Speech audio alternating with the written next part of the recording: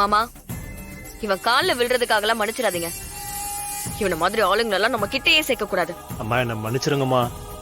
ஏதோ பணத்துக்கு ஆசைப்பட்டு புத்தி கெட்டு போய் இந்த தப்பை பண்ணிட்டேன். இனிமே உயிர் போற வரைக்கும் விசுவாசமா இருப்பேன். டேய் போதும், ரொம்ப நடிக்காத சரியா? நீ விசுவாசமா இருப்ப, அதை நாங்க நம்பிட்டு இருக்கணுமா? இங்க பார், மரியாதையா இங்க இருந்து போயிடு, இல்லனா போலீஸ் கிட்ட புடிச்சு கொடுத்துருவோம். சார், நீங்க என்ன 4 அடி கூட அடிச்சிருங்க சார். என்ன வேணாலும் பண்ணுங்க சார். வேலை இல்லைன்னு மட்டும் சொல்லாதீங்க சார், ப்ளீஸ் சார். என்னது வேலை வேணுமா? வேலை வேணுமா? எங்களெல்லாம் பார்த்தா எப்படி தெரியுது? மரியாதையா வெளியே போயிடு. ஐயா ப்ளீஸுங்க ஐயா, இந்த ஒரு வாட்டி மட்டும் மன்னிச்சு விட்டுருங்க ஐயா. நீங்க துரத்தி விட்டது தெரிஞ்சு எனக்கு எங்க போனாலும் வேலை கொடுக்க மாட்டேங்கிறாங்க ஐயா. ஐயா, எல்லா இடத்துலயும் உங்க பேரை சொல்லி விரட்டுறாங்க ஐயா. அப்பதான் நான் செஞ்ச தப்பையே உணர்ந்தேன். இனி உசுரே போனாலும் நான் துரோகம் பண்ண மாட்டேங்க ஐயா. என்னை மன்னிச்சிருங்க ஐயா. என்னை நம்பி என் பொண்டாட்டி பிள்ளைங்களா இருக்காங்க ஐயா. வயசான அம்மா அப்பாலாம் இருக்காங்க. நான் பண்ண தப்புக்கு இப்ப சாப்பாடு கூட இல்லாம கஷ்டப்படுறாங்க ஐயா. மாமா, இவன் சென்டிமெண்டலா பேசி நம்மள ஏமாத்த பாக்குறான். ஒத்துக்காதீங்க மாமா. நான் இதுக்கப்புறமும் நாம இவனை நம்பணும்னா பெரிய பிரச்சனைல மாட்டிப்போம். வேணாம், அனுப்பிவிடு. என்னால இனி எந்த பிரச்சனையும் வராதுமா. இது என் குடும்பத்து மேல சத்தியமா. உங்க குடும்பத்துக்கு ஏதாவது பிரச்சனை வந்தாலும் என் உசுரை கொடுத்து காப்பாத்துவோமா. இப்ப நீ கிளம்ப போறியா இல்லையா? சொல்லிக்கிட்டு இருக்க, நானும் வெளியே போறேன். இல்லடா விடுறா.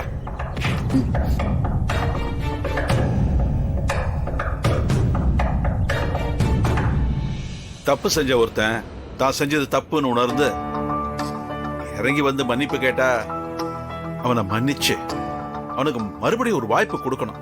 இப்ப இவனை இப்படியே விட்டோம்னா இவனுக்கு எங்கேயும் வேலை கிடைக்கலன்னா தப்பான வேலை செய்ய ஆரம்பிப்பான், ஜெயிலுக்கு போவான். இது சொசைட்டில நாமளே ஒரு கெட்டவனை வளர்த்து விட்ட மாதிரி ஆயிடும். நான் அதுக்காக இப்ப அவனை கொண்டு வந்து வீட்டுக்குள்ள வச்சுக்க போறியா? பாம்புன்னு தெரிஞ்சு யாராவது தூக்கி கழுத்துல போட்டுப்பாங்களா? வள்ளி, இத்தனை நாள இவனை பத்தி நமக்கு தெரியாது, அதனால அவனை நம்பி ஏமாந்தோம். இப்ப இவனை புரிஞ்சு வச்சிருக்கோம்.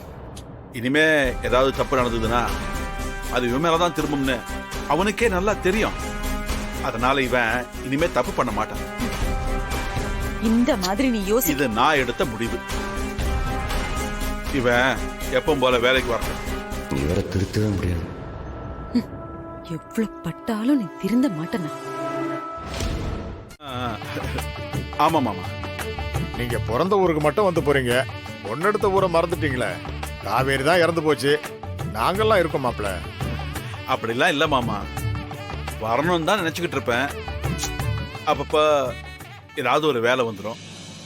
அண்ணன் பொய் சொல்லுது. அது அண்ணனுக்கு இங்க வந்தா அண்ணி ஞாபகம் வருதா, மனசு கஷ்டமா இருக்கும்ல, அதான் நாங்க இங்க வரதே இல்ல. வள்ளி, சும்மா இருக்க மாட்டியா? இல்லனா உண்மை என்னன்னு அவங்களுக்கும் சொல்லணும்ல, இல்லனா நம்ம இந்த பக்கமே வர்றது இல்லைன்னு அவங்க தப்பா நினைச்சுப்பாங்கல்ல. அதுவும் சரிதானே, பொண்டாட்டி இல்லாம இருக்கிறதே கஷ்டம்.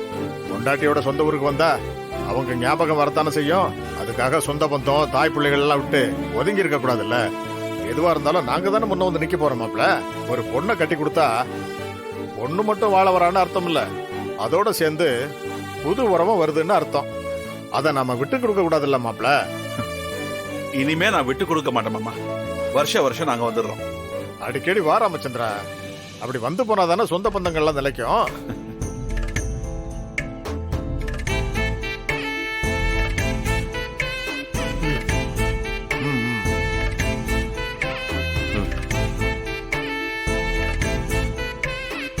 தம்பிக்குதான் உங்க பசங்களா நல்லா வளர்ந்துட்டாங்க. ஆமாங்க. அடேங்கப்பா, அதுலயும் சின்னவன் காவேரி அப்படியே உரிச்சு வச்ச மாதிரி இருக்கான்.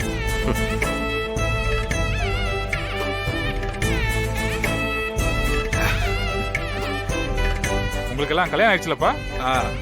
நடுவுல உள்ளவனுக்கு மட்டும் ஆகல, மத்த 2 பேருக்கு ஆயிடுச்சு. அது கண்மணி மூத்த மருமக, இது வீரா கடைசி மருமக. சரிப்பா சரிப்பா, கல்யாண விஷயத்த கூட ஊருக்கு சொல்லியப்பா. இல்ல மாமா, அது இதுக்கு ஏதாவது காரணம் சொல்லுவ. சரி விடுப்பா, அதான் வந்துட்டல்ல, இனிமேலாவது எல்லா நல்லது கெட்டதுக்கும் கூப்பிடுப்பா. கண்டிப்பா மாமா.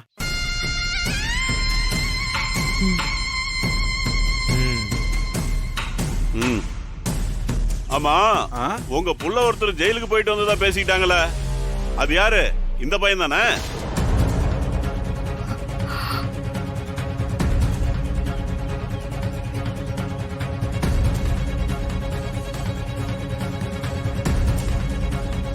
என்னடா வந்தது வராதுமா என்ன பேசுற? இல்ல சித்தப்பா, கேள்விப்பட்டோம், அதான் கேட்டேன். ம்.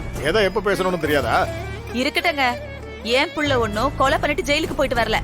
அது ஒரு சாதாரண விசாரணை, அவ்வளவுதான். போனா விசாரிச்சாங்க, திரும்ப வந்துட்டான். இதுக்கு என்னமோ பெரிய குத்த மாதிரி விசாரிச்சிட்டு இருக்கீங்க. அத சொன்னவன் சேதிய முழுசா சொல்லாம அந்த பொண்ணோட அண்ணனை ஆக்சிடென்ட் பண்ணி கொன்னுட்டான் மாறேன். அதுக்காண்டி அந்த புள்ளைய இவனுக்கு கட்டி வச்சிருக்கலாம்னு இட்டு கட்டி சொன்னாங்க. அது உண்மையா?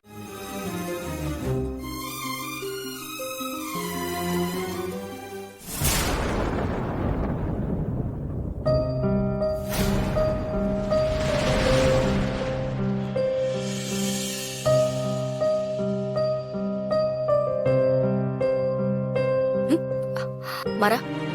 ம். ம்.